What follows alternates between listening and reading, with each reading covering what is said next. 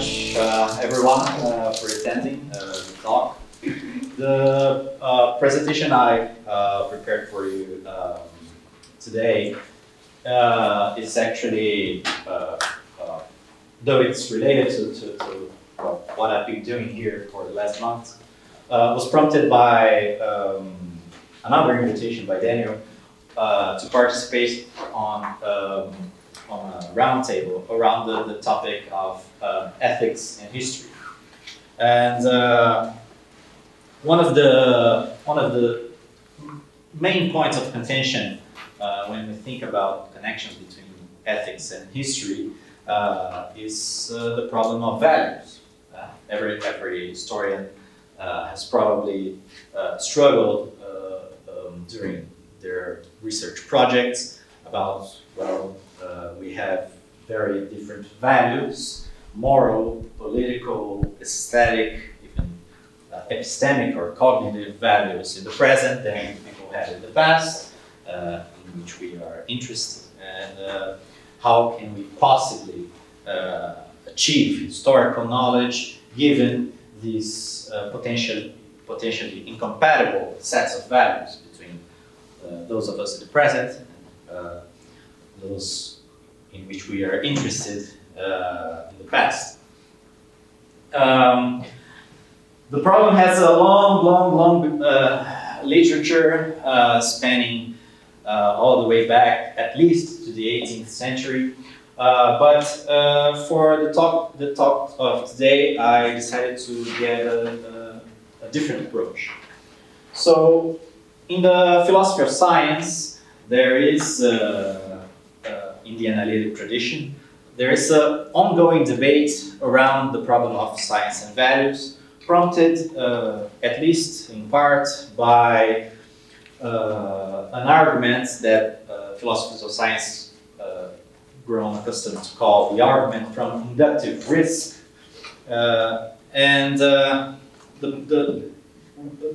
This argument prompted debate because, in a sense, it is a frontal challenge or a direct challenge to what has been taken to be the standard position in the problem of science and values, which is the value-free ideal. That is the ideal according to which our cognitive practices, our scientific inquiries should be free of at least non-epistemic, non-cognitive values. And in an article published in the year 2000, Heather Douglas gave new life to the argument from inductive risk by attaching to it a moral component. So I'll get to more details soon. So I decided to go through the argument from inductive risk as developed by Heather Douglas and see, first of all, well, if the argument could possibly apply to history, even though history was probably not one of the disciplines with which Douglas was concerned. And second, I wanted to see if there was something that we could bring from the philosophy of science to the theory and philosophy of history, even if we turn out to conclude that the argument from inductive risk is inadequate for our purposes. So I separated a few excerpts from my written text, and I will go through some of them and then talk freely. I hope you can please bear with me. One thing that the first consideration that I would like to actually bring from the my written text has the aim of perhaps helping us cope with possible misunderstandings that could be that could rise from this unconventional way of dealing with the problem of values in history. So first, I do not believe that many historians would accept the value-free ideal as it is discussed by analytic philosophers of science, or at least not without further clarifications. After all, thick concepts, that is, concepts with both descriptive and evaluative components, are the bread and butter of contemporary professional historians. And the subjects deemed the most interesting for historical research are also very often socially, morally, or politically sensitive. And even if historians have not fared well in formulating their epistemological and methodological principles in abstract, their professional practice has repeatedly adjusted itself to be able to deal with all the problems that their research objects present. Such is the background of their suspicions about talk of objectivity, never fully able to achieve the objectivity of physicists, which analytic philosophers consider, and some still consider, the true model of science. Historians nevertheless strive for ideals of intersubjectivity, methodical control over their interpretations, and generally reliable knowledge of past phenomena. Which takes me to the second point. Even before the thesis of the disunity of the sciences gained traction in analytic philosophy of science, historians have often been committed to a certain anti-reductionism about history. Much of the effort in the institutionalization of history in 19th century, 18th, 19th century Europe, as Daniel has beautifully shown us in his global history of history, had to do with establishing boundaries between history and philosophy and the belles-lettres and the natural sciences. In the transition between the late 19th and early 20th centuries, historians defended themselves from the rising social sciences of Weber, Durkheim, and Marx. In the 1950s, again, they defended themselves from the social sciences, which this time appeared under the banner of structural anthropology. Of course, historians had their own imperial aspirations too, as we see in the famous response Fernand Braudel addressed to Claude Lévi-Strauss. But those were not usually reductionist in nature. All this to say that this persistent anti-reductionism leads me to believe that definitions of objectivity formulated taking other sciences as reference will have difficulty convincing many historians of their cogency or value. This, in turn, means that some historians will find my engagement with analytic philosophy of science lacking in motivation. That is, why should we care? Which is fair, I guess. But I believe the engagement has the virtue of making some of our assumptions clearer for ourselves, such that even if we are not to depend on what analytic philosophers of science eventually conclude of this discussion, we can have a good grasp of what is at stake when we talk about values in historical inquiry. So this text is meant as a bridge between how analytic philosophers of science have been thinking about sciences, most notably the natural sciences, physics, for example, and our own disciplinary theoretical reflections in theory and philosophy of history, which are most often than not plagued by a gap that exists between those two intellectual traditions. Now, whether the text will be successful in bridging this gap, or if it will only succeed in making both historians and philosophers annoyed, that is something to be seen.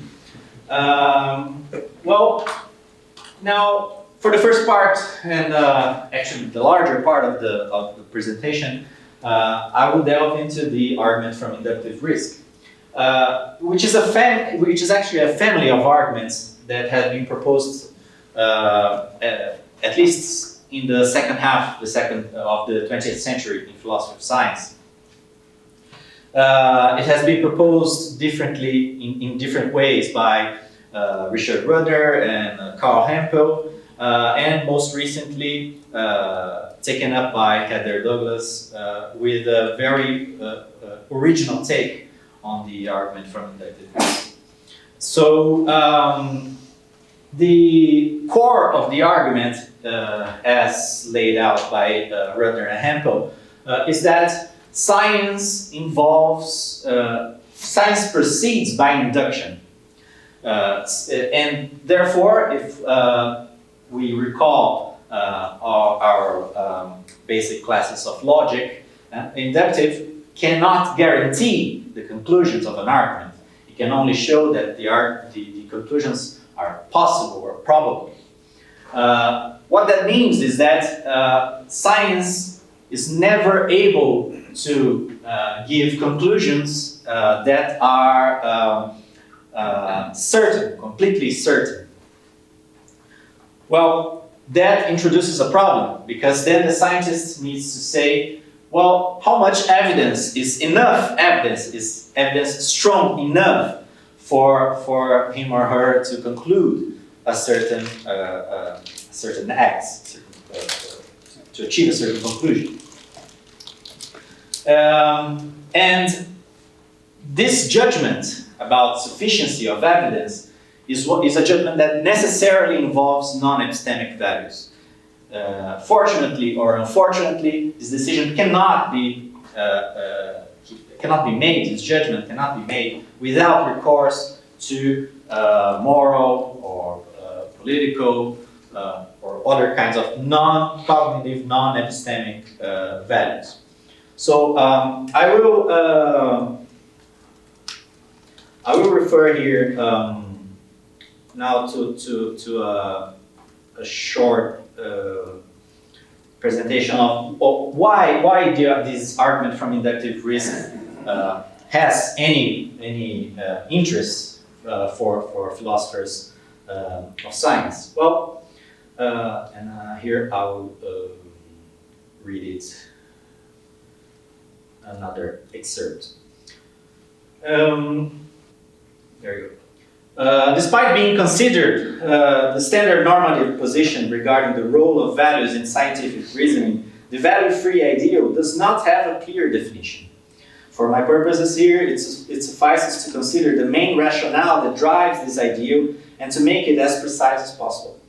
The value-free ideal is meant to protect scientific inquiry from extraneous elements that can interfere with its proper functioning and its ability to achieve its epistemic goal, like truth or empirical adequacy or explanation or understanding, whatever it is that one takes it to be.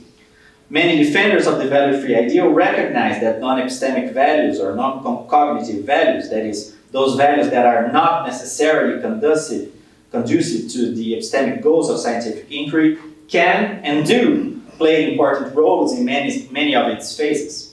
Like when one is choosing what kind of research to pursue or defining the methodology to be used. For example, there are research ethics boards that review whether our methodologies are adequate and we're not harming fellow human beings or are unnecessarily producing making animals suffer, non-human animals suffer, and all that.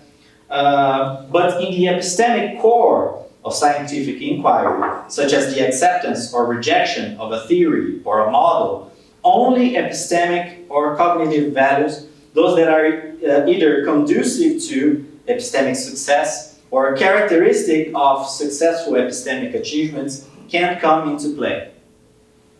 Thus, accordingly, we may define the value-free ideal as the normative ideal according to which non-epistemic values should not play a role in the epistemic core of scientific inquiry. The rationale is clear. If non-epistemic values cannot supply evidence for or against a given empirical claim, nor are they properties conducive to or characteristic of epistemic success, they have no role to play in deciding whether an empirical claim is true or false, or a theory is well supported or not. Defenders of the value-free ideal usually fear that to allow non-epistemic values to enter the epistemic core of our knowledge-making processes is to open the doors for wishful thinking and or the worst kinds of corruption of science. Think of Lysenkoism in the Soviet Union, or the relationship between phrenology and eugenics in the West, or the role of fossil fuel companies spreading doubt about anthropogenic climate change.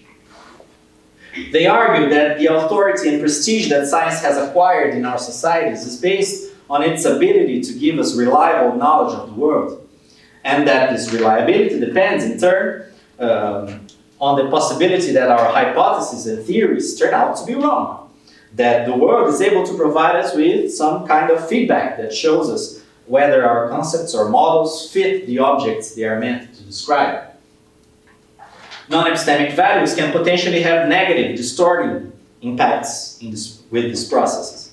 Therefore, concludes the defender of the value-free ideal, the epistemic core of scientific inquiry or reasoning should be guided solely by epistemic considerations, without interference from factors that can turn us blind to what the evidence shows.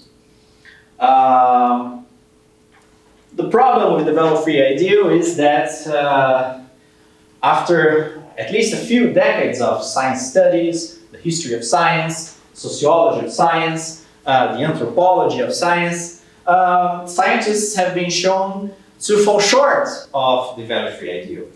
It turns out that even our most successful scientific achievements still fall short of respecting, let's say, the value-free ideal.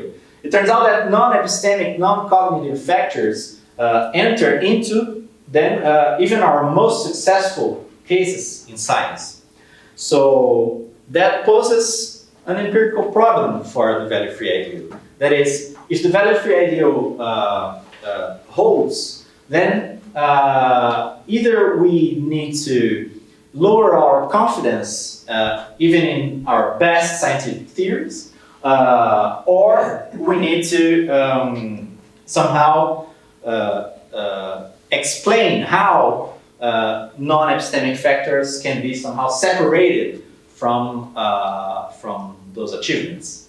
So the alternatives are for philosophers either to remain attached to the distinction between the context of discovery and the context of justification, as proposed by the logical positivists, or the other horn of the dilemma is to say that even if scientists have been shown to fall short of the value-free ideal, that doesn't really invalidate the ideal as a normative ideal, in the sense that it still provides a useful guiding reference. That is, that scientists strive towards this regulatory ideal in order to proceed with their scientific activities.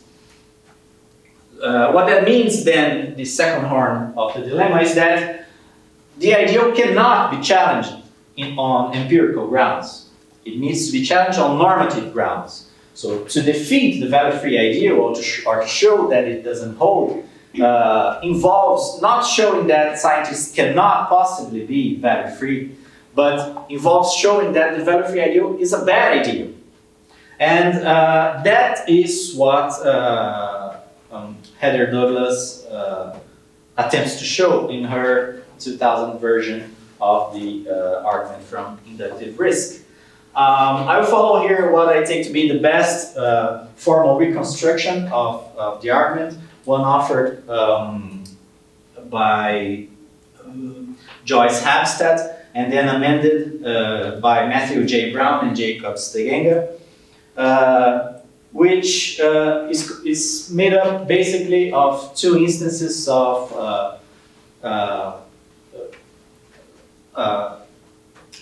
argumentative structure that give the argument a deductive nature. So what this means is that if we accept the premises, then the conclusion must be true. So here's the the argument in this reconstructed form. If it is not the case that scientists ought to consider the predictable consequences of error or inductive risk, then it is not the case that scientists are responsible for their actions as scientists. If it is not the case that scientists are responsible for their actions as scientists, then it is not the case that scientists have the same moral responsibilities as the rest of us. Scientists have the same moral responsibilities as the rest of us. Therefore, it is not the case that scientists are not responsible for their actions as scientists. Therefore, it is the case that scientists ought to consider the predictable consequences of error or inductive risk. Where scientists ought to consider inductive risks and the weighting of inductive risks requires the consideration of non-epistemic consequences, non-epistemic values have a legitimate role to play in the internal stages of science. In the cases discussed by Douglas, which we will see in a moment, the consequences of the choices include clear non-epistemic consequences. So, in these cases, scientists should weigh the inductive risks, and doing so requires the consideration of clear non-epistemic consequences. Therefore, and that's the main conclusion, in the discussed cases, non-epistemic values have a legitimate role to play in the internal stages of science. So now let's unpack what all of these mean. So Douglas proceed from the basic structure of the argument from inductive risk as proposed by Rudner and Hempel, which merely pointed that there is a gap between between the epistemic basis of a scientific claim, empirical claim, and the acceptance or rejection of hypotheses or theories based on these empirical basis. And to close that gap, that is to say whether this is sufficient evidence or evidence strong enough to make this acceptance, would require non-epistemic values. Well, what Heather Douglas brings to the table that is new and gives the argument more weight is precisely the moral component according to which scientists do not gain somehow a special moral exemption on our regular moral obligations. So each one of us here as a moral agent in the world is taken to be responsible for at least the foreseeable consequences, intended or unintended, of our actions. What Douglas says then is that, well, the scientist doesn't somehow lose this obligation just because he or she becomes a scientist. Therefore, in his practice as a scientist, the scientist is still bound to this responsibility over the possible consequences, intended and unintended, though foreseeable, of their actions. And in this case, she equates she treats scientific inquiry as an action. The point here is that for someone to defeat the argument from inductive risk as posed by Heather Douglas, then one either needs to claim that scientists somehow gain this special moral pass, and that they can they are not somehow responsible for the consequences of their actions and of the claims that they are espousing, or to say that well, they might be responsible, but we value knowledge above all else. And somehow knowledge has an intrinsic value that trumps all other considerations. And Douglas considers both implausible. On the one hand, if we somehow, the only way for us to give a moral pass for scientists would be, let's say, to broaden our ethics review committees in such a way that they would need to consult with these boards for every single decision they need to make during a research project, and that would, in fact, in practice, end with any understanding of scientific autonomy. On the other hand, she shows that, well, we have plenty of evidence that we don't, in fact, consider knowledge to be intrinsically valuable above all other things. Well, we have ethics review committees that clearly means, which clearly means that there are things that we consider that knowledge is not worth having if to acquire such knowledge means, for example, torturing other human beings, torturing animals, and all that, and even other kinds of values. There have been cases of research projects which were denied because they were simply thought to be too expensive, too financially expensive, and well, it's not worth pouring billions, trillions of dollars on a given research project. My parenthesis here would be that I have read somehow in some place that there is an even larger particle collider being planned, and apparently particle physicists get, I don't know why, but get to play with much more expensive toys than us. Even though, well, particle physics seems just as outside of the realm of the practical use of scientific achievements than history. I've been thinking about the size of the library that we could build with the budget of such larger, even larger particle collider. So then, what Heather tries to show us is that whenever science or whenever scientific inquiry involves non-epistemic consequences that are foreseeable, even though they might be unintended, then these non-epistemic values should enter somehow in what we called the epistemic core of scientific inquiry or reasoning. And the example she uses to illustrate her point is that is the case of research on dioxins, which is a group of chemicals that are considered carcinogenic.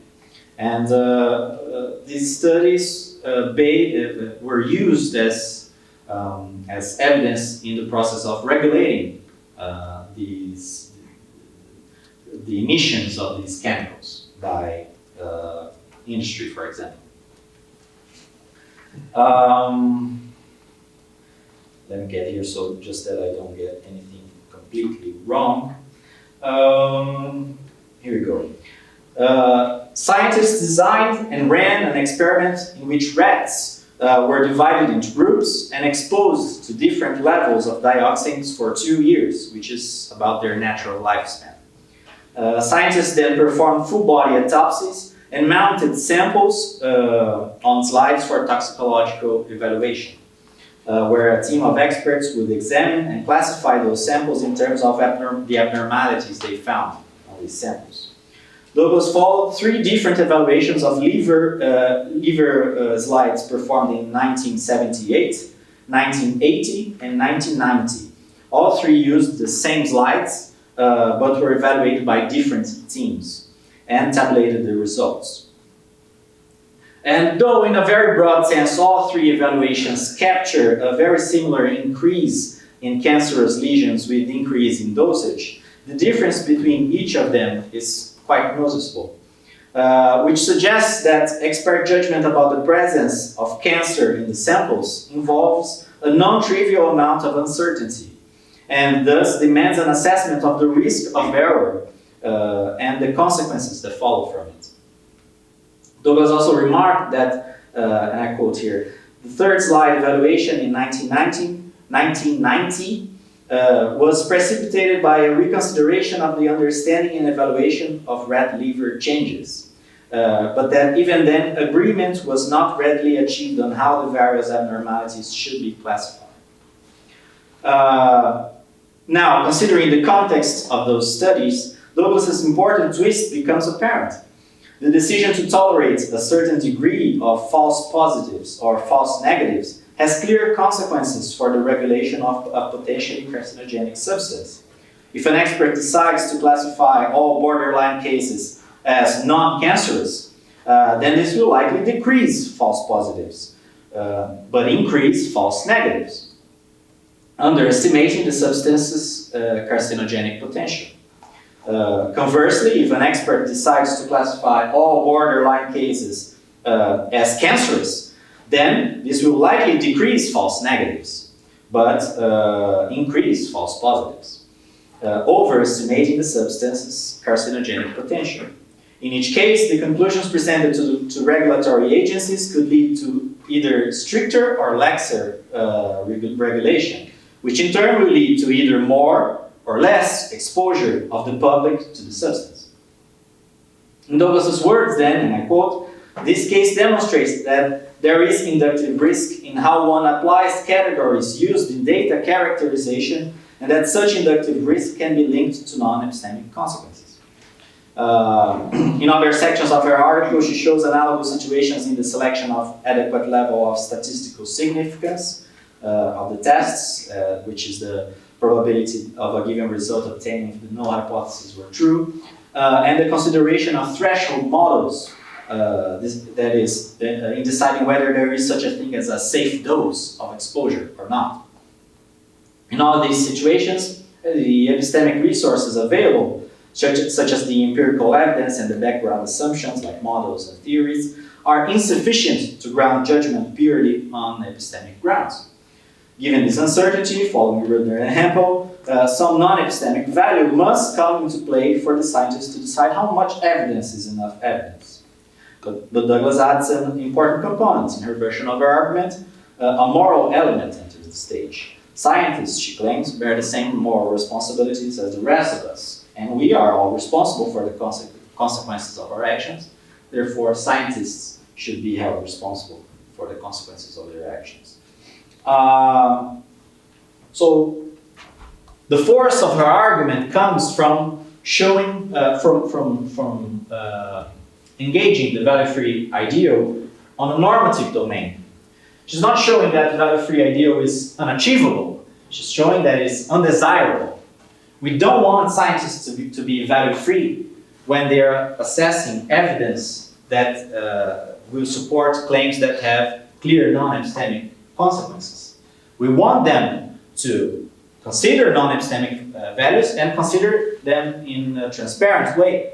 That is, to be able to somehow articulate why they made the choices they made. For example, significant worry about increase in cancer prevalence in the population, exposure to toxic substances, or the economical concerns with the economic sustainability and profitability of businesses, whatever it is. The point is that Douglas's argument will lead us towards this kind of consideration, which doesn't need to show that all research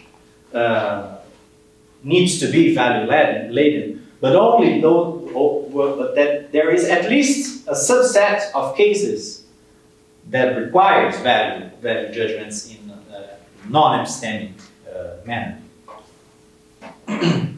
So the force of her challenge then is showing that there are at least some cases where the value-free ideal is a bad ideal.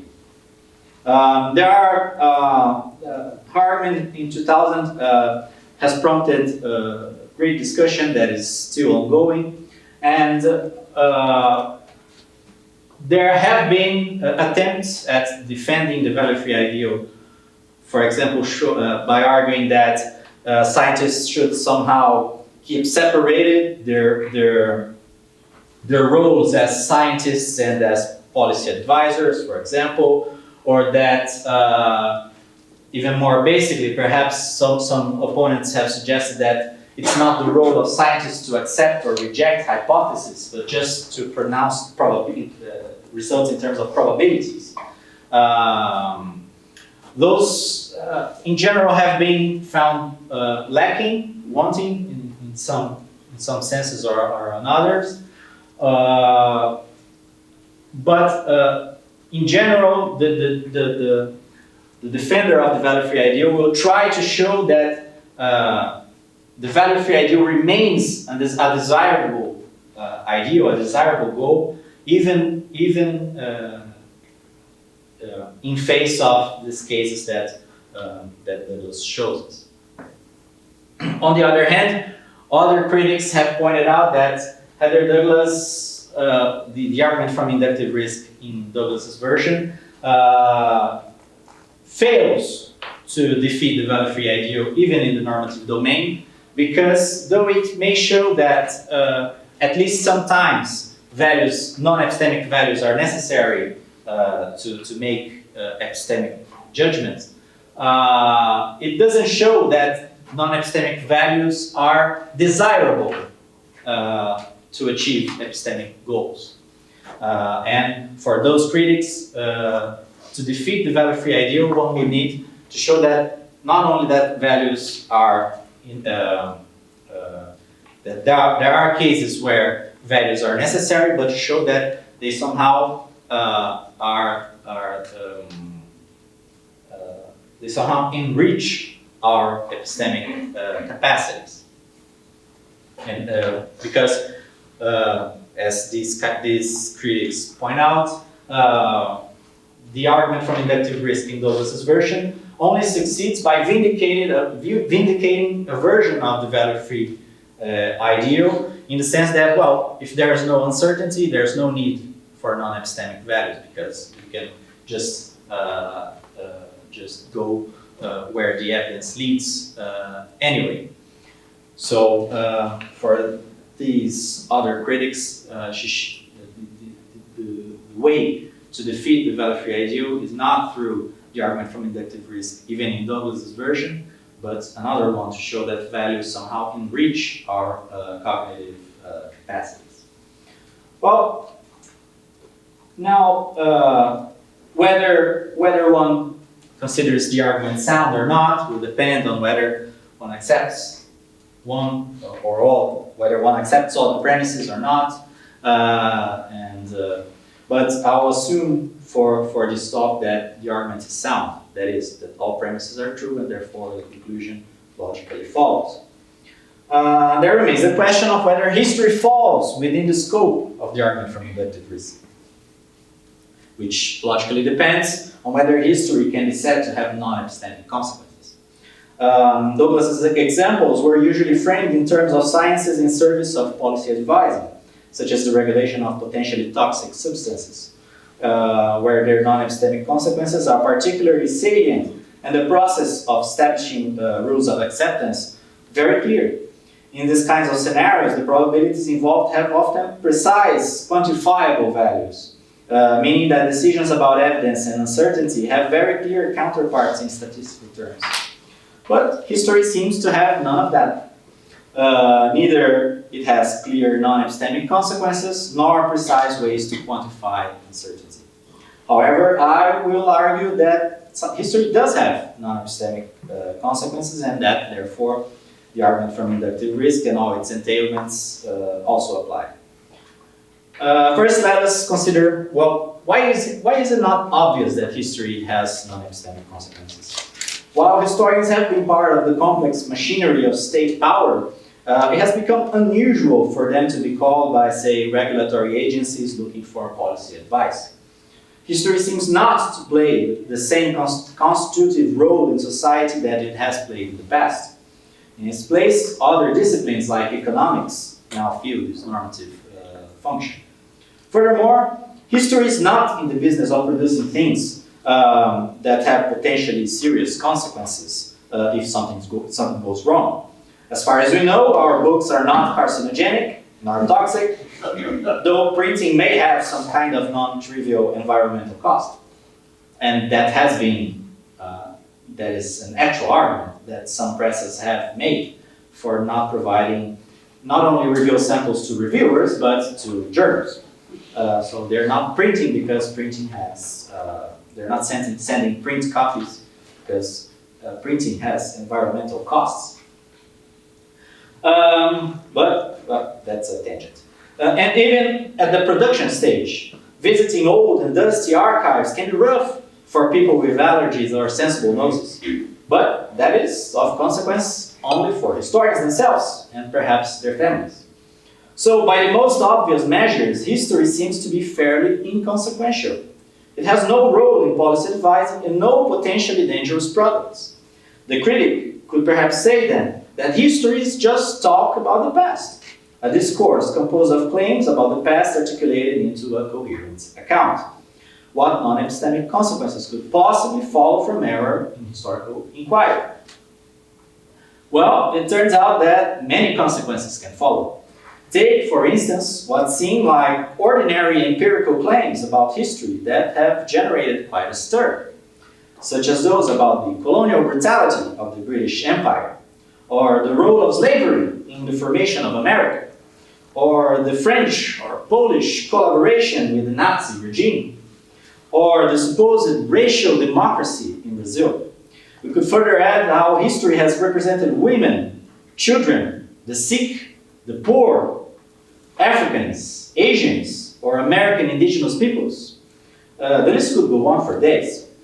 Apparently, empirical claims about at least some aspects of past phenomena can be destabilizing to our current social arrangements, which suggests that these arrangements depend on certain beliefs about the past. These claims can be threatening to the extent that they challenge our beliefs about the way the social world is, or liberating insofar as they reveal contingency where we suppose there was necessity.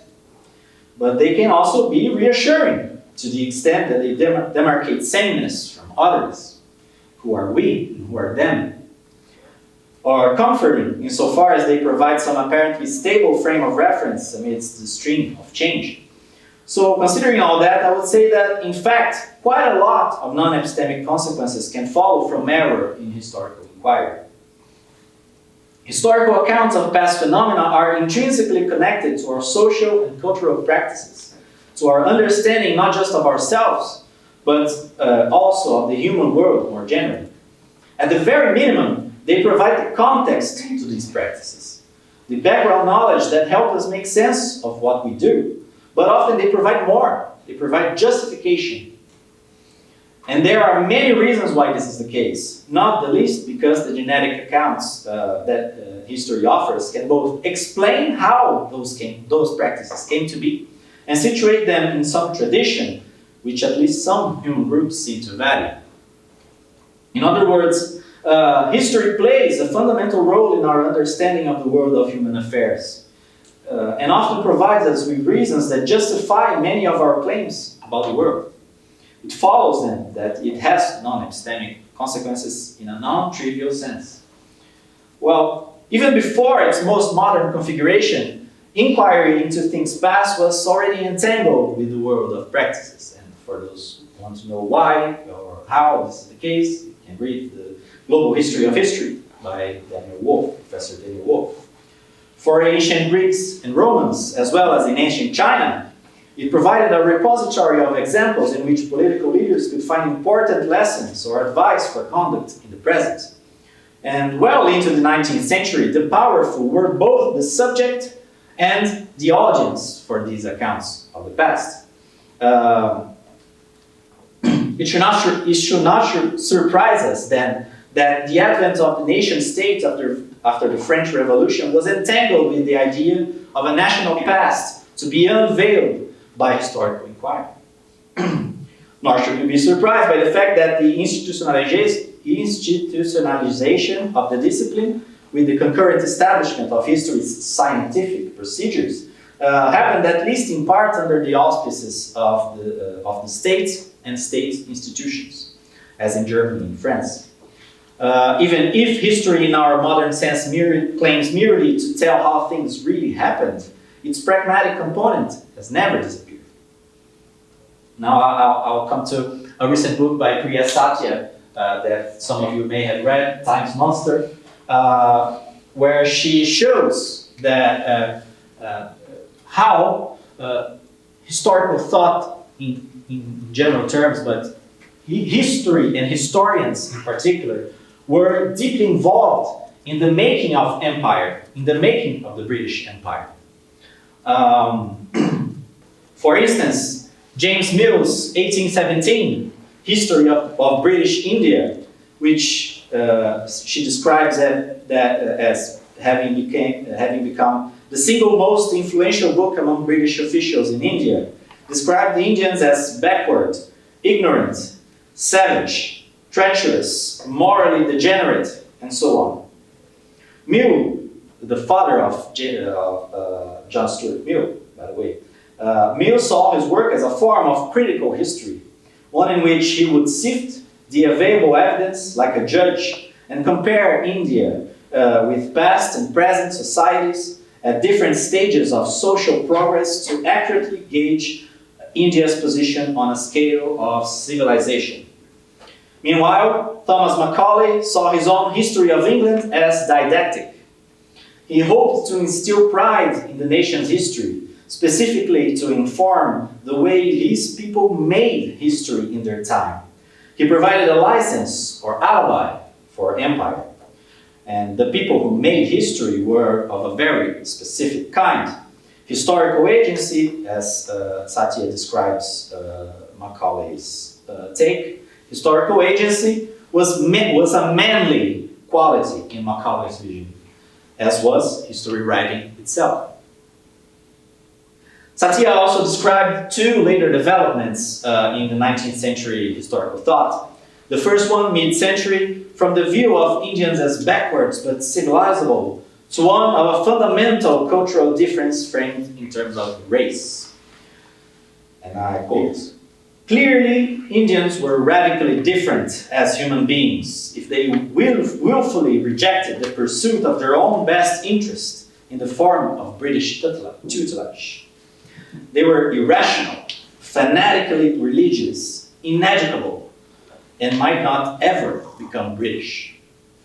When Henry Maine took upon himself to investigate the causes of the 1857 rebellion in the Indian colonies, he promptly concluded that it must be the colonized society's cultural and racial intransigence in the face of the opportunity to become civilized, and could not even consider otherwise. Meanwhile, as race became the explanatory device for the irrational rejection of civilization by their colonial subjects, British intellectuals reassessed the moral valence of empire. In his 1883 book, The Expansion of England, written in parallel to a violent revolt in Egypt, J.R. Seeley even argued that England had not conquered India at all. Thus, Britain had nothing to atone for.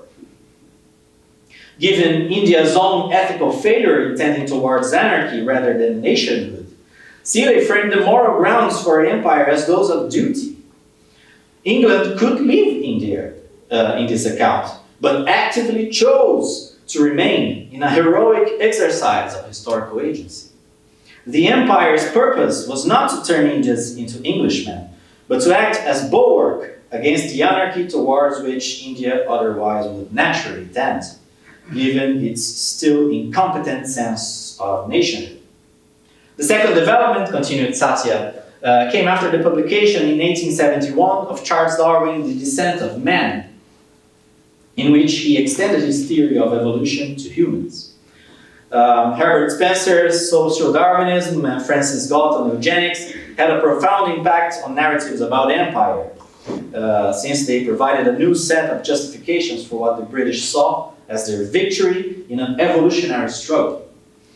As Satya describes, James Fitzjames Stephen argued that British authoritarian government need not only to be tolerated as a temporary expedient. Insofar as Britain was there to improve Indians, it did so not out of atonement, for prior imperial scenes, but because of its greater virtue and superiority. In his Darwinian framework, Britain's actions were justified in terms of progress, even if that meant countenancing the loss of those that history deemed obsolete or weak. Colonial officials thus found further grounds for inaction when faced with famine in India. For according to the social Darwinism, the death of entire peoples was at times necessary for progress. There was little government could do or should do. Instead, they must allow natural laws to operate as they would. In Robert Routledge's 1876 Discoveries and Inventions of the 19th Century, even the advent of machine guns and the mass killings they enabled were framed in evolutionary terms, as tools that gave a necessary advantage to opulent and civilized communities over poor and barbarous races. In each of those cases, it's not merely that historians were researching and writing within the intellectual constraints of their contexts or their time, but that their work was part of what justified then-present action. After all, Satya is clear that liberal imperialism was challenging throughout its hegemony. Intellectual alternatives did exist. The context card is not effective here. The point is that the histories of empire written by those historians were not just talk about the past. They were an active part of the imperial enterprise, providing what Satya called conscience management and justification for further imperial action. History had clear non-epistemic consequences insofar as historians were actively involved in justifying present and planned actions through their accounts of the past. One could argue, however, that these examples are inadequate because they refer to a different kind of history, pre-scientific history. Since the Uranian Revolution in the 19th century Germany, historians have abandoned any potentially practical concern from their work and as such insulated their discipline from these kinds of political matters. As in the expanded context of Ranke's famous phrase, so history has been given the function of judging the past, of instructing man for the profit of future years. The present attempt does not aspire to such a lofty undertaking. It merely wants to show how, essentially, things happened. In its proper scientific form, then, modern history is written while the historian actively seeks to avoid practical considerations to focus on what really matters, just the facts. Whether these facts are later used to justify actions need not worry the historians, as that is completely alien to their proper role. In this account, historians, qua historians, should remain apart from the world of politics. But is this really the case? A quick glance at some examples from the late 19th and 20th centuries should suffice to disabuse us of the idea that the pragmatic aspects of history are a relic of times long past.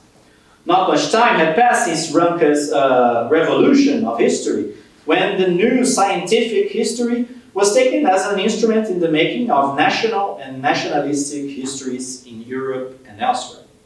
Lorraine Daston is one of the authors that shows how these new scientific historians on either side of the Rhine managed to combine a certain sense of objectivity with their nationalistic passions.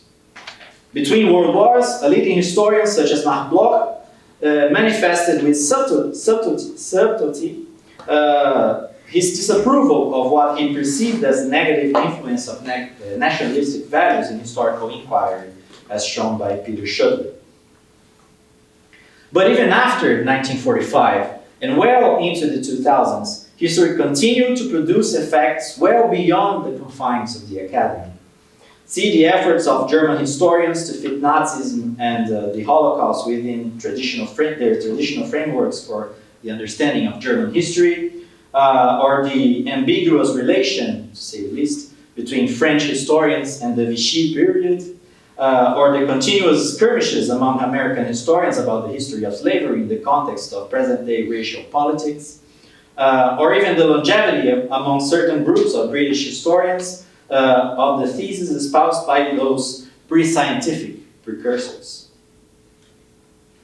Of course, not all histories have the same potential implications for present social groups, institutions, or individuals.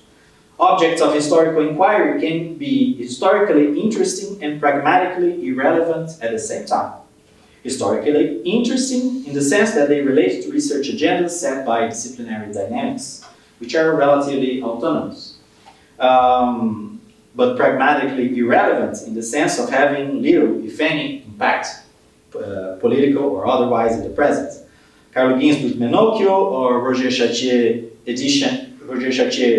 editions of Cervantes will hardly impact our social arrangements or practices, despite being very interesting cases from a historical perspective.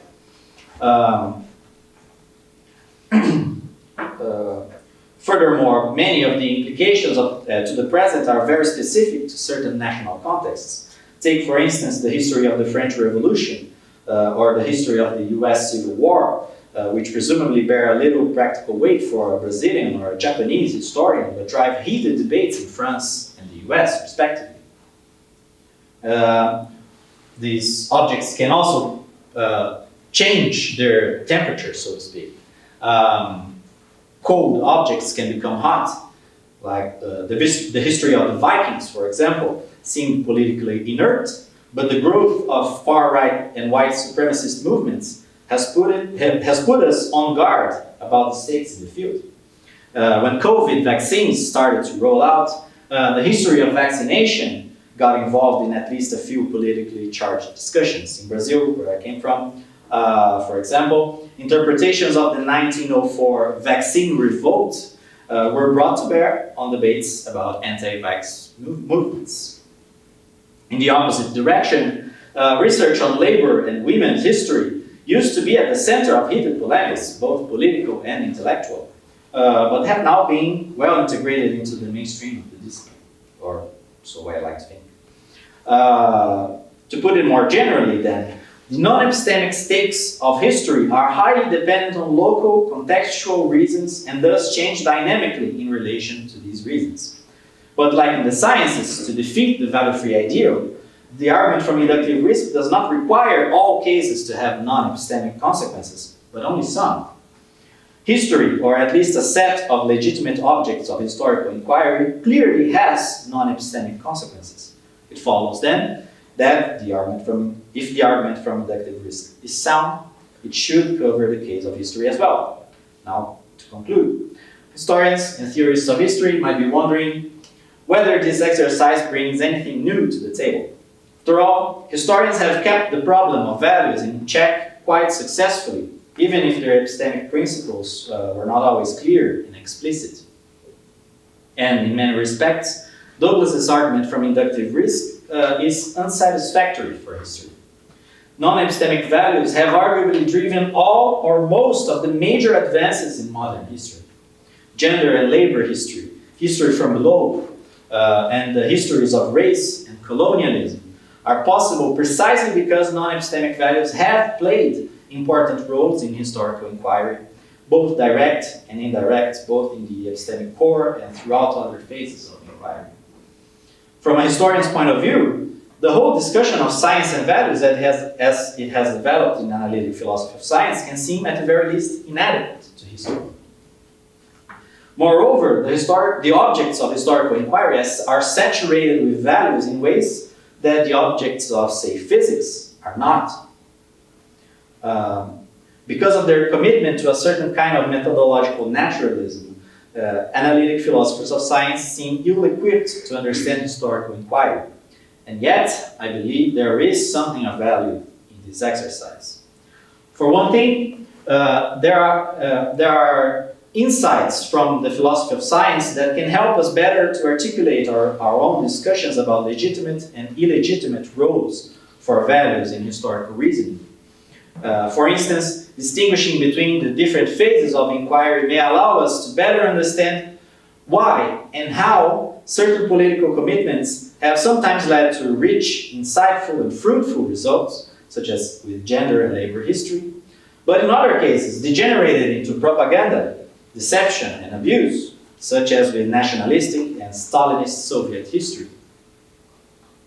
Such an understanding is probably crucial if historians are to survive through a period of political harassment, authoritarian state interference, and increased animosity towards history in general. Perhaps Douglas is onto something, and we will eventually conclude that in the cases where non-epistemic values had positive impacts in history, they either played only an indirect role in the epistemic core of historical inquiry, or a direct role in preceding phases. But even if we conclude against her that non-epistemic values had a direct role in the epistemic core of historical inquiry in the successful cases, it will still be the case that we were able to have a clearer understanding of what happened. This should eliminate one explanation for the difference between successful and unsuccessful cases of non-epistemic values interfering with historical inquiry, allowing us to pursue more promising alternatives. It is also useful to be able to articulate more precisely where and why arguments such as the argument from inductive risk feel inadequate to history. Though Douglas's emphasis on policymaking can sound alien to most historians, as I've shown, history does have important non-epistemic consequences in a broader understanding of the phrase, at least in some cases. So, because history is not just knowledge of the past, there might be something to say about the moral responsibilities of historians. Moreover, while scientists can, at least in principle, appeal to gathering more data and devising more precise measurements, these strategies are not always available to historians. The limits of our evidentiary pool seem considerably less malleable than those of some other disciplines. In addition, gaps in the historical record are fundamentally different, for instance, than those in the archaeological record. Though both suffer from a certain degree of randomness around what materials survive into the present and with the deterioration that comes with time, the historical record is inevitably constrained by the human practices that produced it in the first place. It's not just that not all human activities produce material records, but rather, and perhaps most importantly, that the materials we decide to archive and how we archive them are both shaped by all sorts of cultural considerations that do not apply in the case of dinosaur fossils, for example. Therefore, any discussion around uncertainty and the role of values in the management of uncertainty in history must adjust appropriately.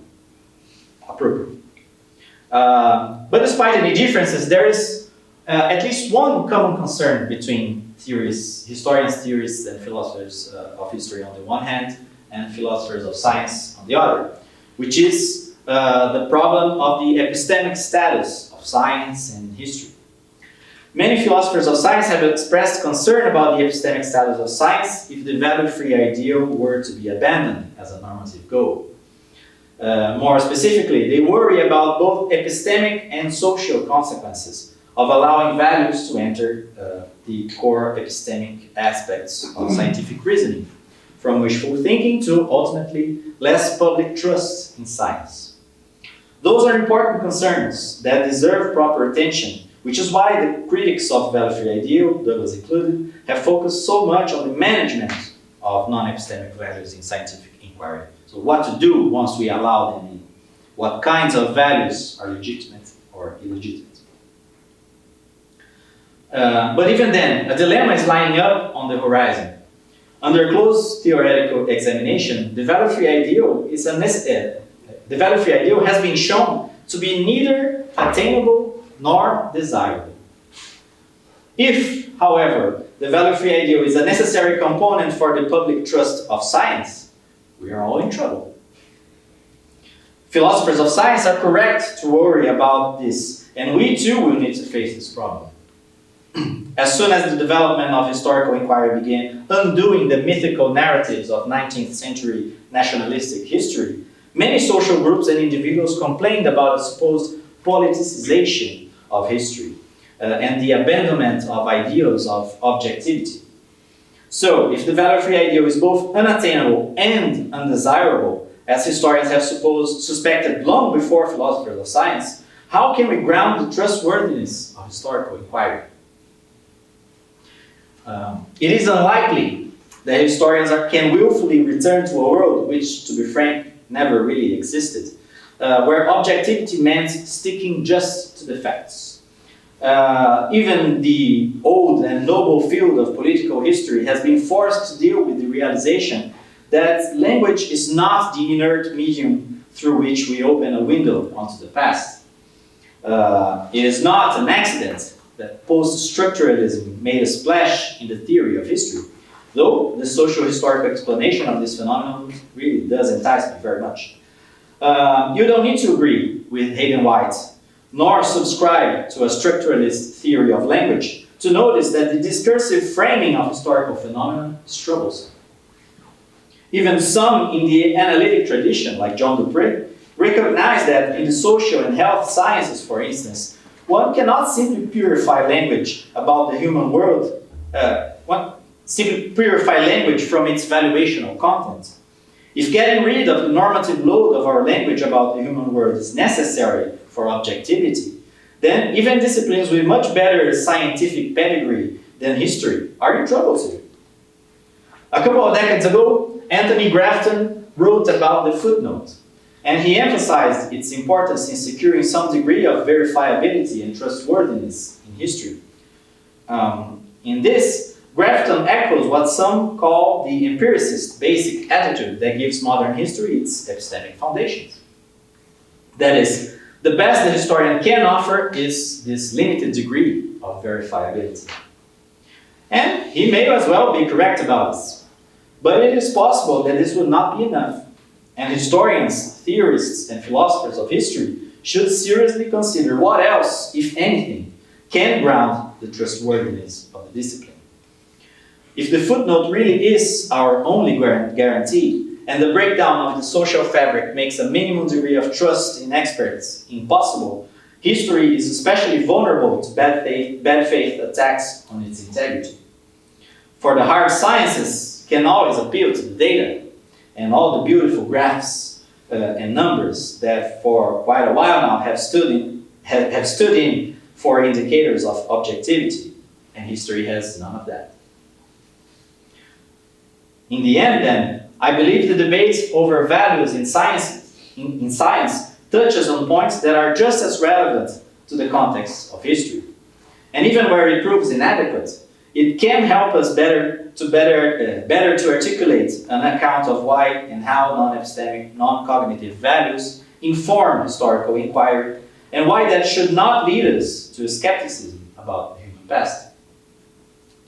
For all the fair criticism that can be leveled against history, both old and new, it remains an important and, as far as we know, successful cognitive enterprise.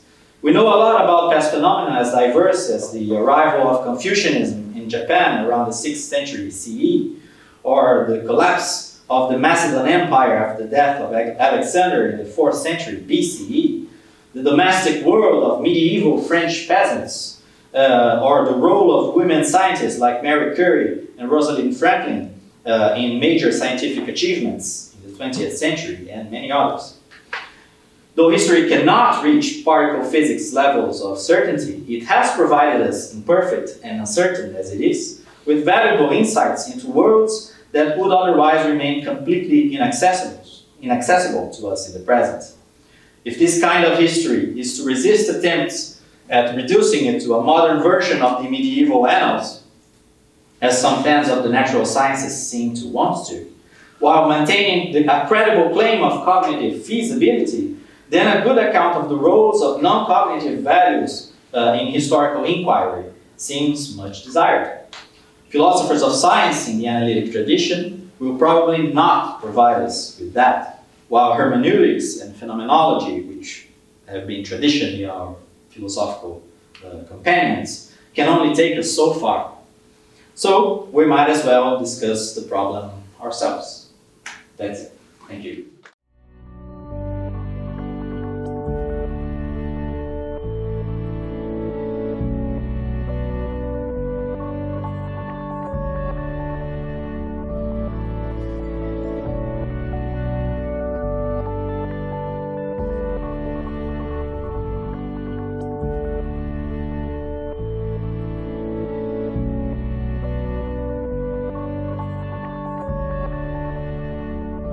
Thanks, Aaron.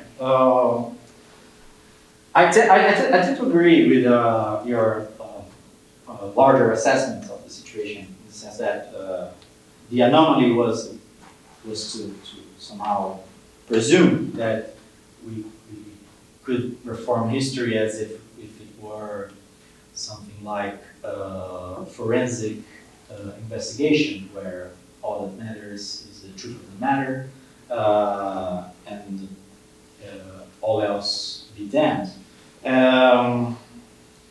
That is something that, as you pointed out, that our funding agencies were very keen on asking us for a long time. Well, why are you studying this forgotten 12th century peasant that was caught by the Inquisition or something like that? There's a sense in which we could be said to offer some bullshit justification just to fill the form. Though there are legitimate arguments for example, the intrinsic value of humanistic inquiry and all that, though that might not convince the funding agencies that much, but the argument exists nonetheless. I do think we will face, or for example, in some situations like the U.S., and I'm not sure how the job market is in Canada as well, but in the U.S. I hear terrible stories of collapse, which will force us to have an answer to that, in the sense that the programs are being closed, departments are being closed. In the UK as well, we are facing redundancies, and history departments have often been on the front line of cuts. And the intrinsic value of humanistic research doesn't seem to move many at the decision level of administration.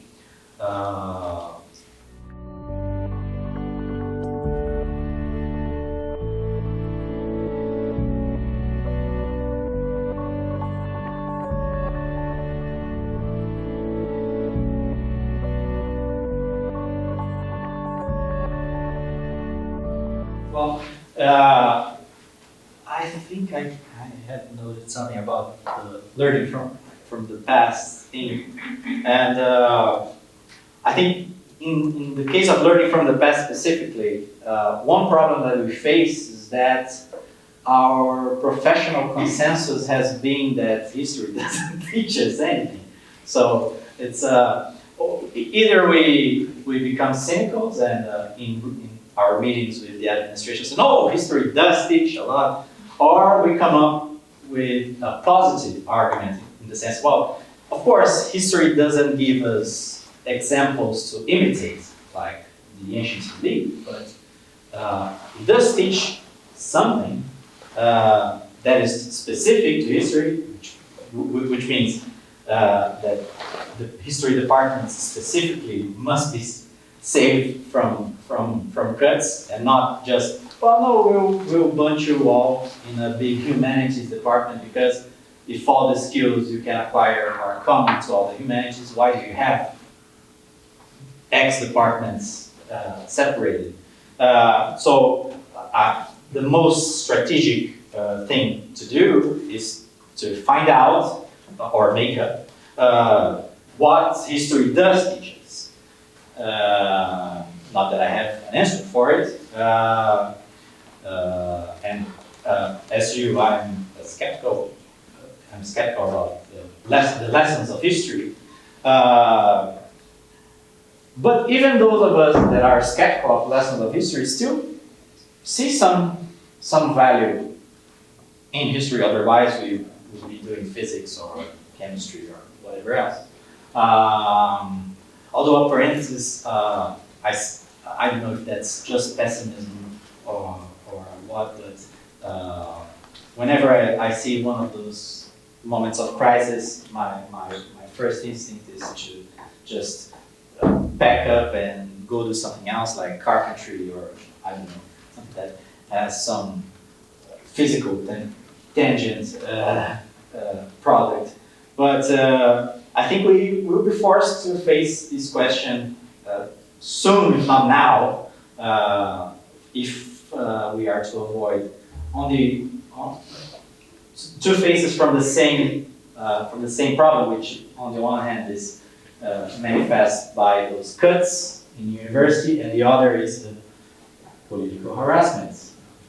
You can't teach this kind of history, you cannot teach this kind of history, you can't teach this period, you cannot teach this period, which is more common than we'd like to think. Comfort women are not a topic in history lessons in Japan. Polish collaboration is not a topic in Polish history classes. And increasingly, slavery has starting to get targeted in the US, which is taken to be the ultimate bastion of liberty and democracy. So we should not take for granted that the value of what we do is taken for granted, yeah.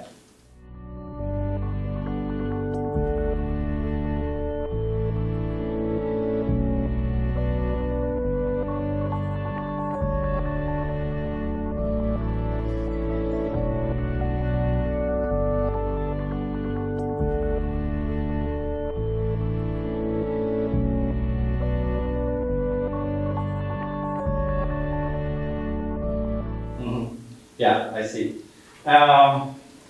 It's tough because, in a sense, it's very dependent on concrete cases. So, for example, histories of, in general, labor histories and histories of slavery tend to present some of the highest levels of risk in terms of non-epistemic consequences of what we conclude. The point is not exactly that there is something that will save us from inductive risk, but rather that there is some strength, some force to this idea, which is something that I come at the last part of the article, so saying that whatever we are presenting as objective is untouched by values, when in fact it might not be.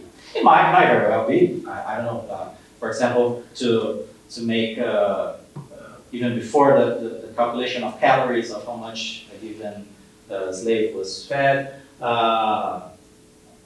even the counting how many slaves there were in a farm. Well, there's not much hanging there. It is you can make a value-free, quote-unquote, estimation of how many slaves this plantation owner had. The problem starts to appear when we get to larger units of analysis and interpretation. So, for example, let's say that we found out that the factory workers in England were fed more calories than the slaves back in America. Well, there is this empirical component, so to say that number X is larger than number Y. But that's not often why we are interested in these data. So that's what I meant when I said the modern version of the medieval annals. Because we won't stop just factory. By my analysis, factory workers in Britain were fed this many calories, and slaves were fed this many calories. But we would then try to come up with an explanation or a larger picture to be drawn, which then will involve certain background assumptions that bring with it non-epistemic values. So, it might be something to say about the dignity of conditions of work, or the horror of slavery, or versus the horror of factory work in industrial revolution. So the best practical advice that I can give is something that I do believe that historians in a certain sense already do, which is to keep in mind that these kinds of interpretive decisions are being informed by these kinds of non-epistemic values, and just be clear about it. In the sense that there is, well, if you don't share my values, you're free to try to interpret the numbers in another way, but that doesn't mean that now the truth is not that the first version is the second version. No, then we will assess the values that informed the first and the second reading. So at least from the point of view, which I take to be somewhat problematic, but let's go with it. From the philosophers of science, what they're saying is precisely that once you were upfront about the input of those non-epistemic values, you somehow at least open the possibility that someone that doesn't share, for example, your belief in the dignity of the human being, I don't know who would, but someone that doesn't share this value can take your work and backtrack towards that point, and then remake the steps from these other equally informed non-epistemic values, by non-epistemic values perspective. In a sense, I believe most historians already do, but then there is this worry that I put in the end of the paper that, well, there are plenty of people that don't share our professional standards, in the sense of they are not shy of presenting their own version that, no, this is the objective version of history. Empire was good, actually. Slavery was good, actually, and all that. And these leftist or progressive historians are muddying the waters, and something like that. Which is, and maybe if the value-free ideal is a necessary component of trust in science and in history, then we're in trouble. We need to change the questions that we deem as possible of treating or something like that, which will be a difficult process, to say the least.